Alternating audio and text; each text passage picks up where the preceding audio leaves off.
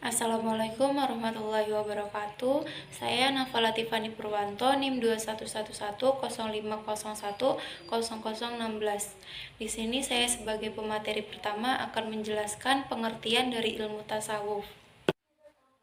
Ilmu tasawuf adalah ilmu yang mempelajari usaha membersihkan diri, berjuang memerangi hawa nafsu, mencari jalan kesucian dengan ma'rifat, menuju keadilan, saling mengingatkan antara manusia, serta berpegang teguh pada janji Allah Subhanahu wa taala dan mengikuti syariat Rasulullah Shallallahu alaihi wasallam dalam mendekatkan diri dan mencapai keridhoannya. Tasawuf itu merupakan suatu ilmu pengetahuan yang mempelajari cara dan jalan bagaimana seseorang dapat berada sedekat mungkin dengan Tuhan. Secara etimologi, kata tasawuf berasal dari yang pertama adalah ahlu sufah, yakni orang-orang yang ikut pindah bersama Nabi dari Mekah ke Madinah. Yang kedua ada safi dan safiyun, yang artinya suci. Maksudnya, orang sufi adalah orang yang disucikan. Yang ketiga adalah suf atau kain wol kasar yang dibuat dari bulu. Maksudnya bahwa kaum sufi sering memakai kain wol kasar sebagai simbol kesederhanaan. Sekian dari saya, kurang lebihnya mohon maaf. Dilanjutkan pemateri kedua.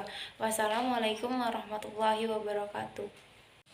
Assalamualaikum warahmatullahi wabarakatuh. Saya Puter Matasari, NIM 211050100023. Saya sebagai pemateri kedua yang akan menjelaskan tentang kemunculan tasawuf dalam Islam. Ada beberapa versi munculnya ilmu tasawuf. Sebagian pendapat mengatakan bahwa paham tasawuf merupakan paham yang sudah berkembang sebelum Nabi Muhammad menjadi Rasulullah. Ini berasal dari orang-orang dari daerah Irak dan Iran yang baru masuk Islam, sekitar abad ke-8 Masehi. Meski sudah masuk Islam, hidupnya tetap memelihara kesahajaan dan menjauhkan diri dari kemewahan dan kesenangan keduniaan. Sebagian pendapat lagi mengatakan bahwa asal-usul ajaran tasawuf berasal dari zaman Nabi Muhammad SAW. Berasal dari kata beranda, sufa, dan pelakunya disebut dengan al-sufa, seperti telah disebutkan di atas. Istilah tasawuf tidak pernah dikenal pada masa Rasulullah Muhammad maupun pada masa sahabat-sahabatnya. Tercatat dalam sejarah bahwa munculnya istilah ini baru dimulai dengan pertengahan abad ke-9 tatkala Abu Hashim Al-Kufi 250 Hijriah menggunakan dengan meletakkan kata as-sufi di belakang namanya. Meskipun jauh sebelumnya telah ada kebiasaan-kebiasaan yang dimaksud dengan kehidupan ketasawufan atau kesufian semacam zuhud, wara', tawakal, dan muhabbah.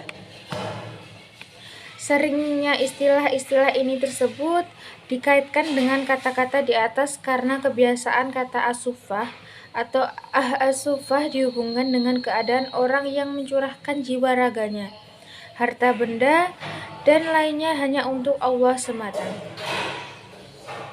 Sekian materi dari saya. Selanjutnya akan dilanjutkan oleh pemateri ketiga. Terima kasih. Assalamualaikum warahmatullahi wabarakatuh. Nama saya Iva Nabila, NIM 211050100033. Di sini saya sebagai pemateri ketiga akan menjelaskan tentang ajaran-ajaran tasawuf. Sumber ajaran tasawuf sendiri dasarnya ada 4, yaitu yang pertama, syariat atau ilmu fikih. Seorang yang mendalami tasawuf hendaknya mengkaji dan mempelajari ilmu fikih dari berbagai mazhab untuk mendalami sufisme. Yang kedua, tarekat atau jalan. Bisa juga diartikan guru rohani. Dijelaskan di sini bahwa untuk mendalami tasawuf hendaknya belajar melalui seorang syekh yang memiliki ilmu fikih dan tarekat yang tinggi, pemikiran dan tutur kata sekaligus perilaku yang menyiratkan akhlak yang suci. Yang ketiga, ma'rifat atau ilmu. Ilmu yang dimaksud bukan sembarang pengetahuan, tapi ilmu tentang alam gaib. Seorang sufi hendaknya memiliki pengetahuan yang luas tentang alam selain alam manusia. Yang keempat, hakikat atau esensi. sumber dari segala alam, baik maujud, fisik, atau gaib. Dan mempelajari hakikat dari segala hal, sufisme dapat diraih. Selain itu, ada juga yang mengatakan bahwa sumber tasawuf dalam Al-Quran dan hadis lebih akurat. Ada pula yang berkata sufisme adalah bid'ah atau hal yang buruk, baru yang buruk. Adapun isi pokok ajaran tasawuf, diantaranya yaitu 1. Tasawuf akhlaki. Dalam pandangan kaum sufi, manusia cenderung mengikuti hawa nafsu. Ahli tasawuf membuat suatu sistem yang tersusun atas dasar didikan 3 tingkat sebagai berikut, yaitu tahalli, dan tajalli. Yang kedua, tasawuf amali. Tasawuf amali merupakan lanjutan dari tasawuf akhlak, karena seorang tidak bisa dekat dengan Tuhan dengan amalan yang ia kerjakan sebelum ia membersihkan jiwanya sebagai syarat utama untuk kembali kepada Tuhan. Assalamualaikum warahmatullahi wabarakatuh. Perkenalkan, nama saya Lili Munawarah, NIM 211105010036. Di sini saya mau menjelaskan tentang tokoh-tokoh tasawuf. Tokoh-tokoh tasawuf adalah Rabi'ah al-Adawiyah. Rabi'ah al-Adawiyah dikenal juga dengan nama Rabi'ah Basri, adalah seorang sufi wanita yang dikenal karena kesuciannya dan kecintaannya kepada Allah. Abu Nawas atau dikenal sebagai Abu Ali al-Hasan bin Hani al-Hakimi adalah seorang pujangga Arab. Abu Yazid al-Bustami adalah sufi abad ketiga Hijriah kebangsaan Persia. Junaid al-Baghdadi. Al-Junaid bin Muhammad bin al-Junaid Abu Qasim al-Qawariri al-Qazas al-Nahawandi al-Baghdadi al-Syafi'i. Ia dikenal dengan Al-Junaid al-Baghdadi, lahir Nahawan, Persia, tetapi keluarganya bermukim di Baghdad, tempat ia belajar hukum Islam mazhab Imam Syafi'i, dan akhirnya menjadi kepala di Akbat. Al-Halaj.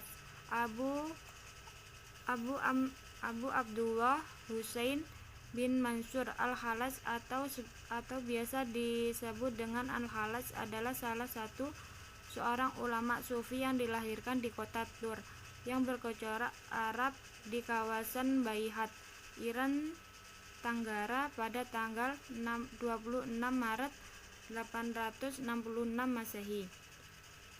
Imam Al-Ghazali. Abu Hamid Muhammad bin Muhammad Al-Ghazali, Turtusi, Asyik Syafi'i, lahir di Tusi dan meninggal di Tusi Jumadil Akhir 505, umur 52-53 tahun. Adalah seorang filsuf dan tokoh muslim Persia yang dikenal sebagai Al-Ghazali di dunia barat abad pertengahan. Syekh Abdul Qadir Al-Jilani. Dalam lembaran sejarah Islam, ia sesuai dengan hadis Rasul yang menyatakan bahwa setiap 100 tahun Allah akan mengirimkan pembaru di kalangan umat Islam. Tasawuf.